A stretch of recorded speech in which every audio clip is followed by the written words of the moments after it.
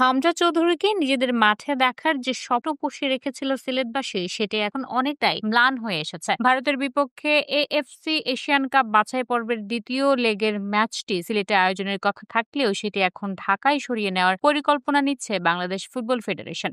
এর মূল কারণ, ঢাকার তুলনায় সিলেট জেলা স্টেডিয়ামের আসন সংখ্যা অনেক কম। 10 জুন ঢাকায় সিঙ্গাপুরের বিপক্ষে ম্যাচ ঘিরে বিপুল টিকিট চাহিদা দেখে বাফুফে বুঝতে পেরেছে ভারতের মতো প্রতিপক্ষের ম্যাচও একই চিত্র হতে পারে। এমন পরিস্থিতিতে দর্শক চাপ সামাল দিতে ঢাকায় বেশি উপযোগী বলে মনে করছে বোর্ড। বাফুফের টুর্নামেন্ট কমিটির চেয়ারম্যান গোলাম গাউস এই বিষয়ে বলেন, ভারতের বিপক্ষে ম্যাচটি ঢাকায় হলে সুবিধা বেশি হবে। হংকং এর বিপক্ষে 9 অক্টোবরের ম্যাচটি সেখানে আয়োজনের কথা ভাবছে বোর্ড, সেটিও আলোচনার মধ্যেই আছে। 2027 সালের এশিয়ান কাপের বাছাইয়ের তৃতীয় রাউন্ডে সি গ্রুপে আছে বাংলাদেশ। প্রতিপক্ষ ভারত, সিঙ্গাপুর ও হংকং। গ্রুপে খেলা হবে হোম অ্যান্ড অ্যাওয়ে ভিত্তিতে। প্রথম ম্যাচে শিলংয়ে ভারতের বিপক্ষে 0-0 ড্র করেছে বাংলাদেশ। পরের ম্যাচ 10 জুন সিঙ্গাপুরের বিপক্ষে ঢাকার জাতীয় স্টেডিয়ামে।